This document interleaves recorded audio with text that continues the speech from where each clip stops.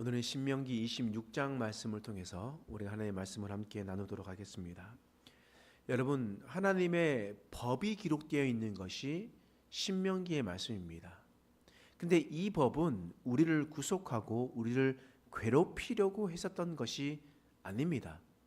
하나님께서 이 법을 주신 이유는 바로 하나님의 약속의 땅에 들어갈 때 어떻게 행동해야 될지 길잡이가 되어주는 것입니다. 이 율법은 하나님의 길잡이로서 우리가 옳은 길로 하나님께 심판당하지 않는 길로 가기 위한 하나님의 아주 좋은 도구입니다. 그렇기 때문에 우리가 이 법들을 보면서 왜 하나님 우리를 괴롭히실까? 하나님은 왜 우리에게 이렇게 힘든 멍에를 지워주실까?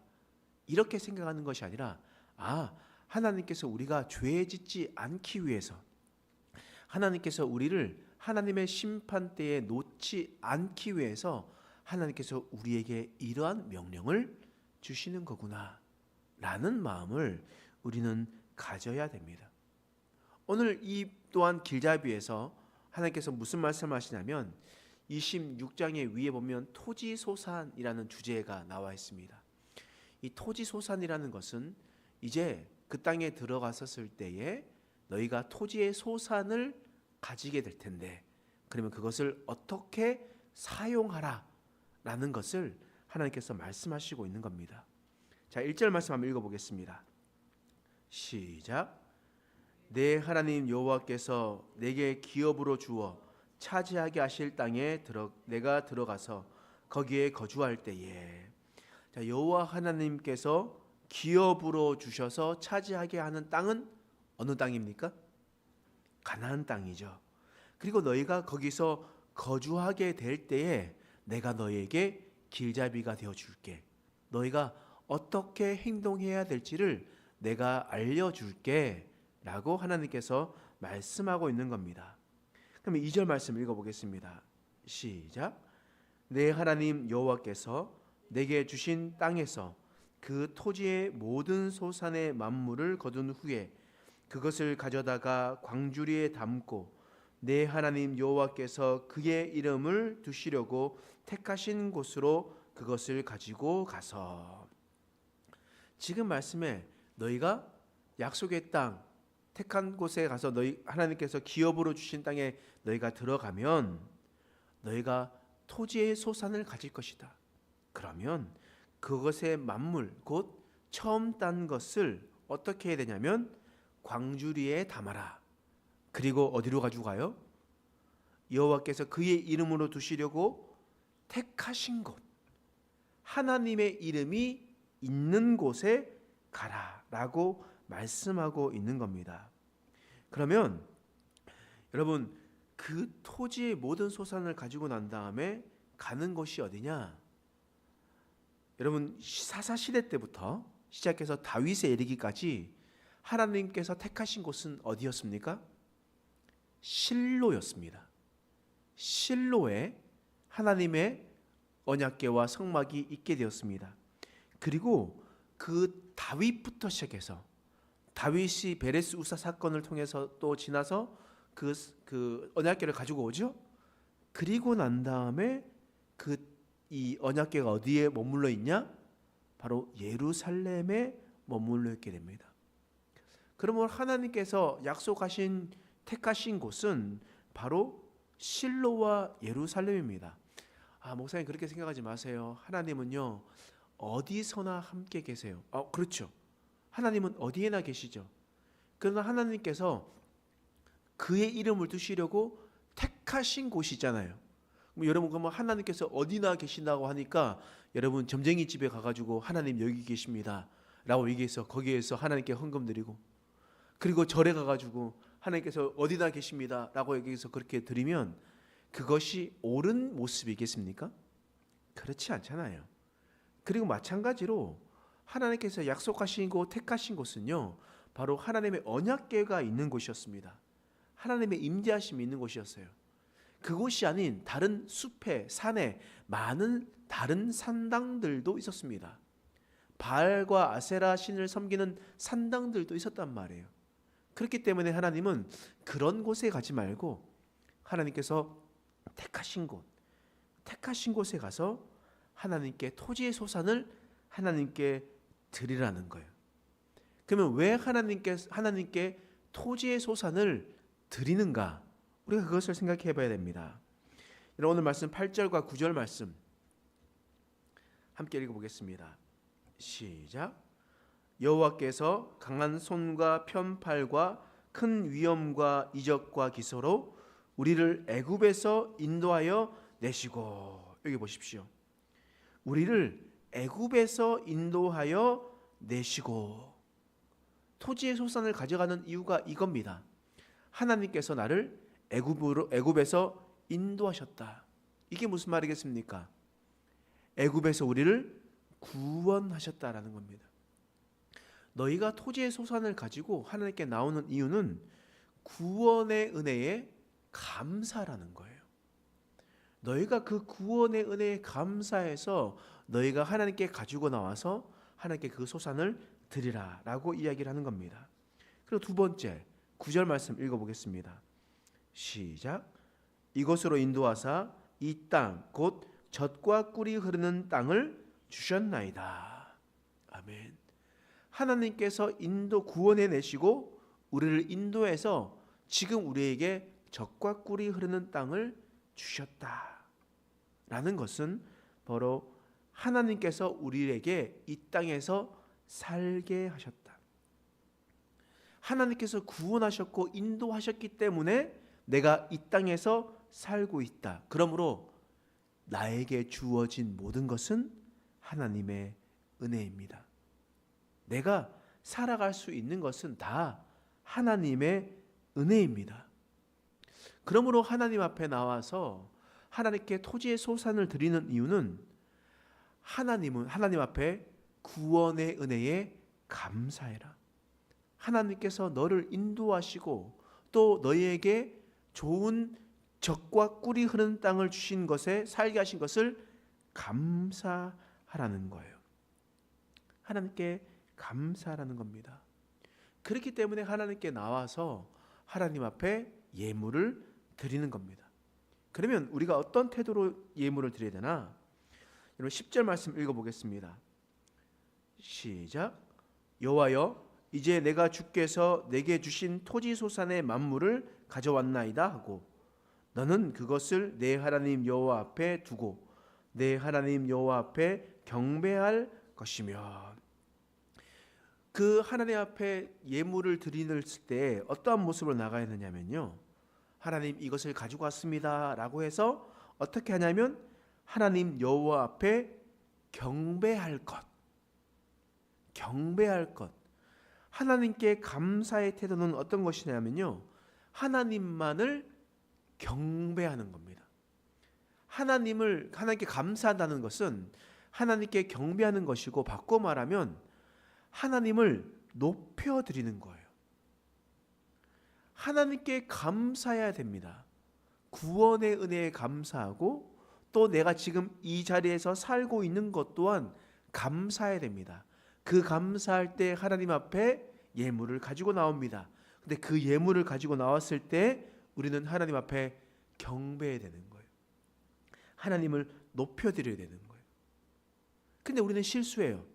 은혜 받고 구원의 은혜 받으면 우리는요, 내가 잘한 것 고백합니다. 하나님께 구원받았기 때문에, 내가 은혜로 이렇게 살아갔기 때문에 자화자찬 속에서 내가 이렇게 잘났다, 내가 이렇게 열심히 했다, 내가 하나님께 은혜 받고 난 다음에 내가 이렇게 열심히 살았다 라고 이야기를 하면서 살아가는 거예요. 그러나 하나님께서 말씀하신 것은 그것이 아니에요. 온전한 감사는 나를 높이는 것이 아니라 하나님을 높이는 거예요. 하나님께 영광을 돌리는 거예요. 그것이 가장 먼저입니다.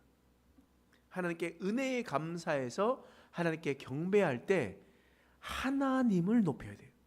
나는 낮아지고 하나님만 높여야 되는 겁니다. 그래서 하나님 앞에 나와서 예배하는 겁니다. 감사는요, 하나님 앞에 나와서 예배하는 거예요. 그리고 두 번째로 또 감사할 때 어떻게 되냐면, 자, 11절 말씀 읽겠습니다. 시작.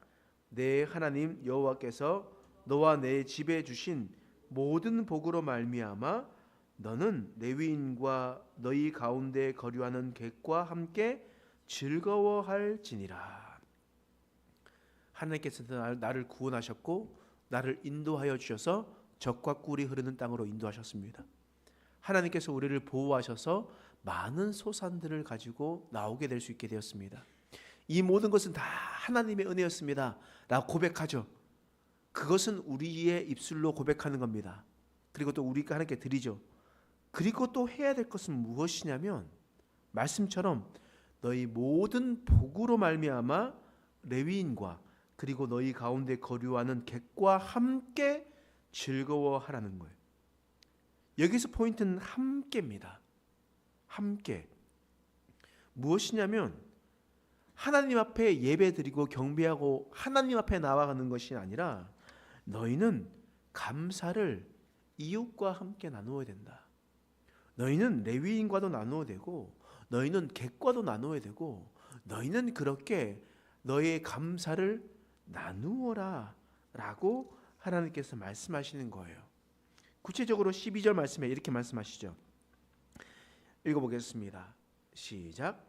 셋째 해 곧 11조를 드리는 해에 내 모든 소산의 11조 내기를 마친 후에 그것을 레위인과 객과 고아와 과부에게 주어 내 성읍 안에서 먹고 배부르게 하라. 하나님께 주신 은혜에 감사할 때 너희는 그의 11조를 함께 나누어라는 거예요. 그래서 하나님께서 이스라엘 백성들에게 말씀하신 말씀을 통해서 11조의 사용 범위에 대해서, 규정에 대해서 하나님께서 말씀하고 있는 겁니다. 하나님의 백성, 꼭 11조를 관리하는 사람들은 두 가지 형태로 11조를 사용해야 되는 거예요.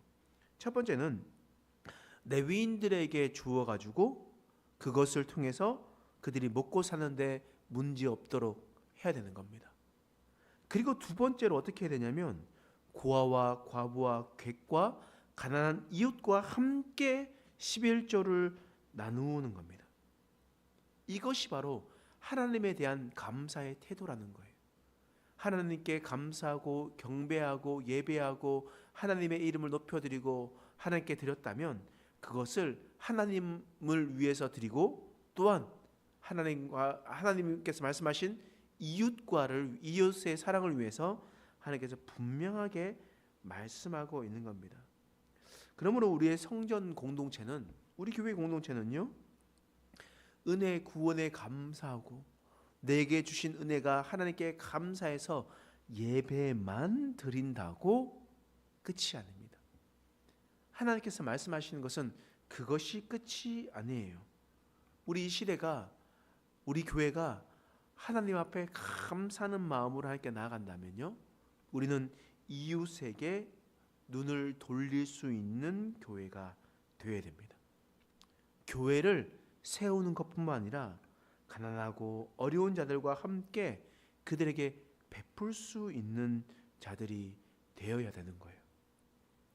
그래서 우리가 우리 교회 성도들이 참 훌륭하게 우리가 교회에서 잘 결정했던 것들이 해외 선교를 하고 또한 이웃을 돕고 또 우리 아이들과 또 우리 미혼모들을 위해서 돕겠다라고 우리가 다짐하고 결정했었던 것은 정말 하나님이 보시기에 너무나 합당한 모습입니다. 저는 이제 나중에 우리 교회가 점점 자립하고 성장이 되면요, 저는 이런 꿈을 꿔요. 하나님께 감사를 드린 것을 나누어라고 했으니까 우리가 할 수 있는 어떤 감사절날에 나온 헌금들을 이웃을 위해서 잘 사용할 수 있도록 했으면 너무 좋겠습니다. 근데 그것이 저는 오늘 말씀을 통해서 보더라도 이것이 바로 하나님의 뜻이다. 너희만 배불리 먹고 있는 것이 아니라 너희가 드린 감사의 예물을 이웃과 함께 나누어라 라는 하나님의 메시지예요. 저는 그래서 우리 교회만 배불리는 것이 아니라 그런 하나님의 말씀을 통해서 그런 감사의 제물을 온전히 또 이웃과 함께 나눌 수 있는 귀하고 복된 시간이 되길 간절히 소망합니다. 근데 우리가 이렇게 생각할 때에 13절 말씀 보십시오. 말씀 읽어보겠습니다. 시작. 그리할 때에 내 하나님 여호와 앞에 아뢰기를 내가 성물을 내 집에서 내어 레위인과 객과 고아와 과부에게 주기를 주께서 내게 명령하신 명령대로 하였사오니 내가 주의 명령을 범하지도 아니하였고 잊지도 아니하였나이다. 지금 뭐라고 얘기합니까? 객과 고아와 과부에게 주기를 주께서 내게 명령하신 명령대로 하였사오니 내가 주의 명령을 범하지도 아니하였고 잊지도 아니하였나이다 라고 말하는 것은 지금 자랑하는 게 아닙니다. 내가 이렇게 하나님 객과 고아 과부를 잘 돌봤습니다. 나에게 복 주십시오가 아니라 하나님 주님께서 명령하신 명령을 지켰습니다. 안 지켰으면 하나님께 벌 받아야 됐는데 제가 지켰으니까 당연히 해야 할 도리를 하였습니다 라고 고백을 하는 거예요. 그럼 우리는 어떻습니까? 우리가 하나님께서 은혜 주셔서 우리가 이웃과 함께 충분히 나눌 수 있을 때에 하나님 우리가 이렇게 잘하고 있습니다. 내가 이렇게 이들을 위해서 섬기고 있습니다. 우리 교회가 이런 일을 하고 있습니다가 아닙니다. 하나님 우리는 마땅히 해야 할 도리를 한 것뿐입니다. 당연히 해야 했었던 것이었습니다. 하지 않으면 하나님 앞에 벌 받는 행동이었는데 하나님 했기 때문에 하나님 우리를 불쌍히 여겨주십시오. 하나님 우리는 당연히 해야 할 일들을 하게 되었습니다 라고 이야기를 하는 겁니다. 여러분 이러한 모습으로 하나님께서 살아가라 라고 하나님께서 말씀하시는 겁니다. 토지의 소산을 하나님께 드릴 때 너희는 하나님 앞에 구원을 받은 것 또한 이곳에 사랑하는 것에 대해서 너희는 감사하라. 너희는 감사를 할 때 하나님께 먼저 영광을 돌리고 또 이웃과 함께 나누어라. 너가 이웃과 함께 나눌 때는 너가 너의 입술을 자랑하는 것이 아니라 마땅히 해야 할 일을 한 것이다 라고 오늘 본문의 말씀을 통해서 우리에게 말씀하고 있습니다. 우리가 이런 말씀을 잘 기억하고 우리가 하나님께서 우리에게 주어진 이 삶 속에서 우리가 하나님의 뜻을 이루며 살아가는 저와 여러분 되시길 간절히 축원합니다. 기도하겠습니다. 하나님, 우리가 하나님의 은혜를 기억하며 살아가는 자가 되게 하여 주시옵소서.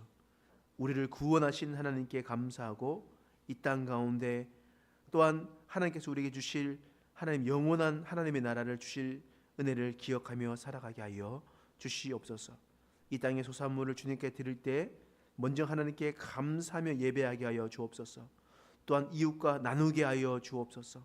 이웃과 나눌 때 내 목소리와 내 이름을 드러내는 것이 아니라 모든 것이 당연함을 고백하며 하나님 주의 이름 위에 살아갈 수 있도록 하나님 도와 주시옵소서. 그래서 오직 하나님께 경배하며 믿음으로 살아낼 수 있는 인생 되게 하여 주시옵소서. 감사드리며 예수님의 이름으로 간절히 기도드립니다. 아멘. 우리가 말씀을